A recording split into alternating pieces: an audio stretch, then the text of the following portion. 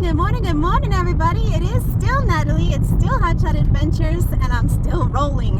The Gray Wolf is doing good. I'm getting pretty good MPG. I'm rolling on I-80 eastbound. I'm in Wyoming. It's just me and a bunch of pretty much nothing. Not too much of nothing around me. So not too exciting. A little bit of hills, nothing too major. No wind, so I'm grateful for that. No snow, I'm grateful for that. It's me and my little Gray Wolf and the Gray Wolf. So we're happy. I've got about 6 hours or less, you guys, to drop off the first pole in Denver. So that's a good thing. We're rolling. We're gonna get over there. It's gonna be a real quick delivery, and then I'll continue eastbound and get as far down the road as I possibly can. I'm pushing to, I don't know, I might be in Maine Saturday, I might be in Maine Sunday. At this point, it's really early to tell. So we're just gonna keep pushing and make the most of my miles, make the most of my hours. The load is beautiful, nothing has shifted. The Harley, I was, slightly nervous about, but it has not moved an inch. It is just perfect. So I keep checking it, and it's doing great. So I'm very happy about that. I'm just gonna keep rolling. 3 o'clock. I still have a little while, I think 6 o'clock till I get to my first drop in Denver. I just keep having to pull over. It's not my load, it's not me, and I'm not complaining, so don't take it that way. I'm not complaining. I'm grateful, I'm blessed, I'm happy to have a team, a team of people that are also out there, also running, that, I manage. I'm not their bosses, but, I do all of the stuff. I do all the accounting. I do all the invoicing. I do all the invoice reconciliation to make sure everybody's paying me. I do all the dispatching. I do all the customer service. I do all the emails and the phone calls and the text messages. I do all the quoting for direct customers. I do all the coordinating. And it's a lot, it's a lot. I've kind of touched on it since I've touched on it in other videos, and I am grateful, but it is tough to do it when you are also driving full time. I knew that it was going to be like this when I took this run. I kind of tried to prepare my team, but I also told them, like, you guys are my priority, and that's the way I personally always see it. Their trailer gets loaded first. Their load gets priority over my load, and I explained that to everybody. It was like, I can pull over, and I have time on my load. Your guys' trailers are getting filled. I'm not leaving. I say things like that, and I tell them, I'm not leaving this truck stop until you have rate cons that are going to fill up your trailer. So today, for example, I slept at a TA somewhere in Wyoming, and I knew I had to get up, and I knew I had to do some dispatching. Jefferson, Chris, and Eddie and Jesse. So everybody needed something. Whether it was a partial or a full truckload, everybody had space and was getting stuff off of their trailer this morning. So I needed to, keep up with them. I need to keep 2 steps ahead of them, actually. I don't like it when they are sitting somewhere waiting for me to find them a load. That's never how it should be with a dispatcher, in my opinion. If the communication is good, the driver or the owner operator is keeping in contact with the dispatcher or the person they're leased onto, whatever, then I should know, as the dispatcher, I should know when these guys more or less are going to get empty, and I should be steps ahead of them in finding them loads. So I know, you as a dispatcher, obviously, you already dispatched them the loads. You know where they're going. And if you know where they're going and when they're going to deliver, there should be no reason that any driver should be sitting, whether you work for somebody else or whether you just have a dispatch service to dispatch you and you're an independent owner operator, or if you're an owner operator who's leased onto a company. There should be very, very, very few instances that you are actually sitting. And so the reason why I'm touching on this is to let you guys know, like, even though I am driving right now, all my other team takes priority over what I have on my trailer. It's both a pro and a con. In this case, it's a pro.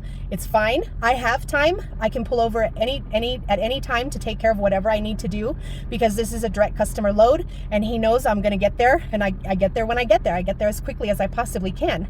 But it's a con sometimes when you're running off of the load boards, because they are just push, push, push. When are you going to get there? Why didn't you get there? Oh, you told me this ETA. How come? Well, you know what? You're sitting in front of a computer looking at the clock. I am sitting behind the driver's seat looking at the traffic and the clock and the ELD and every other, thing that's going on. So it's a lot different from doing this management work on the road as opposed to doing it at my house. And so just to let you guys know, this morning I stayed at that TA that I slept at last night. I stayed there until I think almost 11 a.m.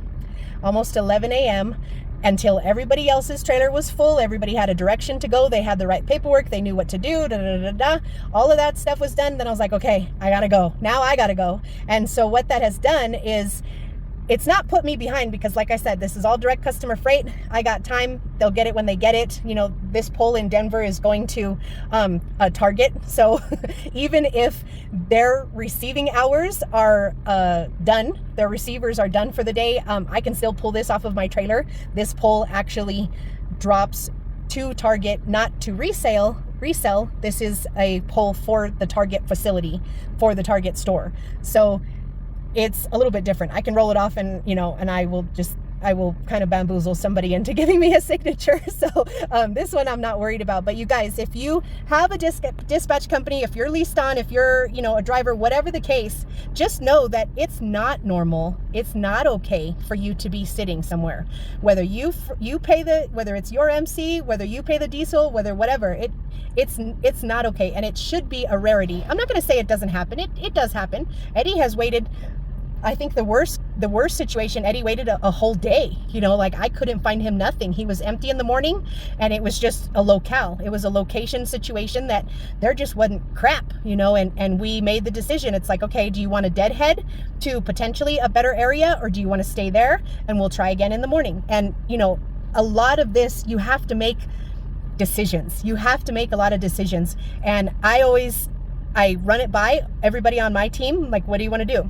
There's no right or wrong decision. It's just a decision. You just have to decide, do I want to sit here or do I want to roll the dice? Either way, you're rolling the dice. Whether you deadhead to quote unquote potentially a bigger city or a quote unquote better area, you are still rolling the dice, because if you're deadheading there and you don't already have a load there, you still have to sit there in the morning and you still have to try again to try and find something else there in the morning. Or it's a roll of the dice if you're like, no, I'm going to try and stay here right where I'm at, save myself the diesel potentially, because a load may come onto the board that actually is from close to here. You know what I mean? So it's always a roll of the dice. And if you're not a decisive person or a person who can make decisions on the fly like that, then you really gotta, you might want to just be a driver for somebody, because then it's a lot safer. You're not paying the diesel. You don't have to make those decisions. Whatever your dispatcher or the owner of the truck or whoever you drive for, whatever they decide is what it is, and you're going to get paid regardless. If there's a mistake or a roll of the dice that didn't pan out okay, yes, as a driver, you're going to get a smaller piece of the pie. However, you're not paying for oversized permits. You're not paying a dispatch service. You're not paying a factoring company. You're not paying for the insurance. You're not paying for the diesel. You're not paying for the registration. You don't pay for nothing as the driver.